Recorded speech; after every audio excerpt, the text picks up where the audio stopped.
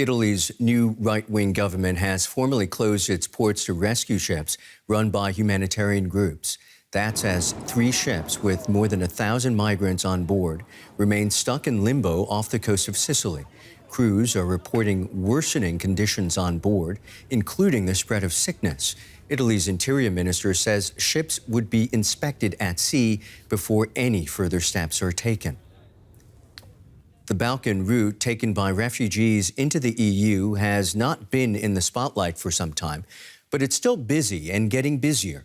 EU officials recorded more than 100,000 people without documentation entering the bloc from the Western Balkans in the first 9 months of 2022. Serbian visa rules make it relatively easy to go from there into the EU. DW's Idro Seferi went to the OBRA-novats Camp near Belgrade. New arrivals at the OBRA-novats Camp. They have come from around the world. Here they get a medical checkup, a shower, something to eat, and somewhere to sleep. Hardly any plan to stay. We can take 200 people in our emergency shelters. On average, they stay here for around 2 weeks. New people come, but people leave too, and we have enough capacity to accommodate them. Azar and Bilal are 2 of the few long-term residents in the camp. They both spent years on the road and were tired of trying to cross dangerous borders. They both applied for asylum. Here give me respect, love. So after I decide that I want to rest here, because here I am a little bit peaceful. Bilal has also settled here. He fled the war in Syria 4 years ago and can't go back. He's hoping to stay and work here. In Syria, I was a carpenter, and my father was too. He taught me the trade. When I left my country, I planned to go to Germany, but then I decided to stay here. They gave me these machines, a workspace and everything. I wanted to make some sculptures and stay here to work. Time and space for cricket, yet everyone is focusing on a different game. That's what they call the very serious business of trying to cross the borders into the EU.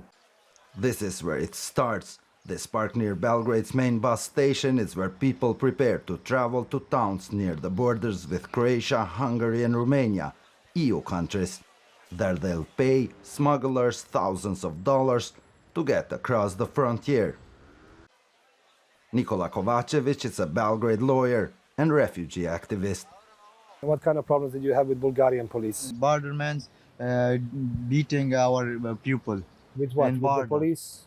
Police. Stick, yeah? Yes. With a stick? Yeah. Sticks. Yeah. Sticks. Hey, like. So you were stripped to. Yeah, that's the problem. Yeah. And where do you see your future? What is your plan? Our plan is to go to the country, to peaceful country, and we stay safe. They want to leave Serbia not because of violence, but because they see a better chance of finding work in the EU. Serbia cannot stop them moving through, says Kovacevic. Serbia cannot do anything, so nobody can do anything by themselves. That's the point. The point is that Western Balkan region or Balkan region or European Union or European region should design a response which is human rights and refugee law friendly. That was the people who would continue coming. They have fled from war, poverty and persecution the world over. Belgrade's bus station is another step. The Balkan route is open, and for many, their best hope this winter. For more on the current migration situation in Europe, we are now joined by Gerald Knaus, a European migration analyst and director of the European Stability Initiative think tank and former German government migration advisor. It's nice to have you on DW, sir.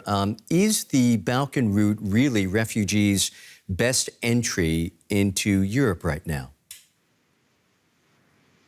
Well, it's very important to understand 2 things.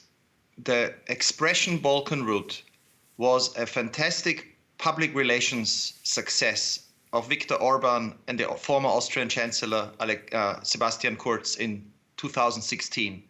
Because what we are really dealing with here is a region, the Western Balkans, which is surrounded by the European Union.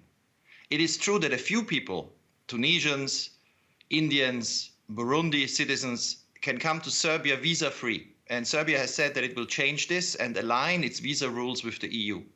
But all the Syrians, Iraqis, Afghanis, most of whom you've also shown in your report, they don't come visa-free to the Western Balkans. They first have to enter the European Union, Greece or Bulgaria.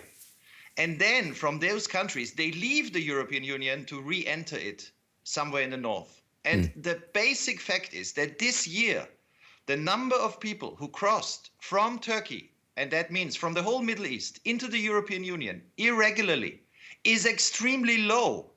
So the high numbers crossing the Western Balkans are largely people who've been in the EU for years in Greece, who've been treated very badly, who don't see a future there, and who are trying to get from one part of the EU to another part of the EU. There is no strong increase of irregular migration of Afghans or Syrians into the European Union this year or last year. This route is essentially a second chance for refugees who have already fled into Europe to make a better life for themselves in Europe. The plight of Ukrainian refugees has obviously captured the world's attention, perhaps to the detriment of other refugee crises. Ukraine aside, where would you say is the most challenging refugee crisis the world currently faces? Well, you highlight a really important point. The reason countries like Germany, Austria, or indeed many in the European Union feeling under pressure this year is because they have accepted the highest number of refugees in any year since the 1940s. But 10 of 11 of those refugees have been Ukrainians who arrived regularly. They can cross the borders without smugglers. They can simply come across. That the most important other route this year, and here we are talking about much, much lower numbers than the Ukrainians, but still significant, has been from Central Northern Africa to Italy. This year already, around 80,000 people have crossed the Mediterranean. It's a deadly route, the deadliest in the world. It is a route where the European Union has relied on cooperation with Libya, where people are mistreated. This is a shameful cooperation, but it is also a route where a lot of people drown. And now, of course, the new Italian government is going to try to repeat the policies of a previous Italian government that has tried to stop this by closing the ports to the rescue ships. This is not a policy that will work. And in fact, the most important humanitarian crisis at Europe's borders today, where most people die, is there in the central Mediterranean. And we're going to have to leave it there. That's Gerard Knaus, a European migration analyst and director of the European Stability Initiative think tank. Many, many thanks for your insights. Thank you.